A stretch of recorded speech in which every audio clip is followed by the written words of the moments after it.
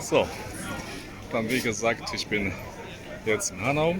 Die zwei hinten, das ist der Jakob und Wilhelm Grimm. Jeder kennt die Märchen von Grimms. Die waren beide Märchensammler und Sprachforschungs hatten sie getrieben. Der ältere ist Jakob Grimm, geboren in Hanau 1785, gestorben in Berlin 1863.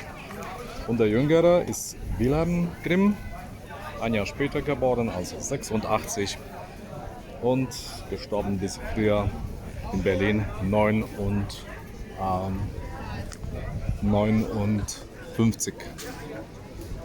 Das ist schon in 19. Jahrhundert errichtet. Die Leute spielen hier, aber ist ein zentrales Denkmal vom Hanau, den Gebrüdern Grimm, das deutsche Volk.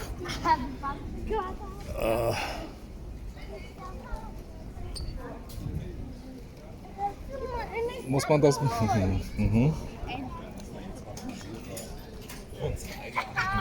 So. Eigentlich darf man da nicht drauf klettern, es wird dreckig. Ja. Ja, weiß nicht. Da haben wir so kleine verschiedene Kinder, die laufen da, aber normalerweise soll das nicht passieren.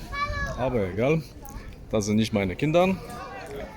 Und das ist das alte Rathaus, das steht 1733. Ist auch sehr schick, das ist von dem Sandstein von hier. Meistens sind die Gebäude um diese Zeit rot. Also sie kommen aus diesem Steinbruch oder die kommen auch aus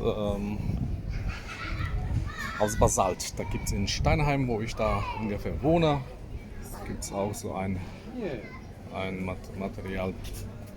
So, was steht hier? Erstes Rathaus wurde 1597 gegründet. Das ist diese Hanauer Neustadt. Es gibt andere, dann komplett zerstört.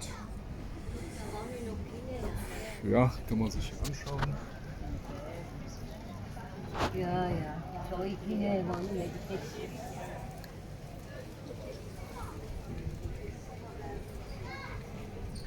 Auf jeden Fall, hier Hanau wurde ziemlich heftig bombardiert von den Amerikanern, den Befreiern. Ne? Und da haben wir jetzt hinten ein Rathaus auch. Und nochmal das.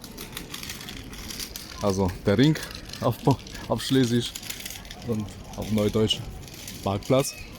Das ist auch sehr angenehm. Und ich gehe in die Richtung Wallonische Kirche.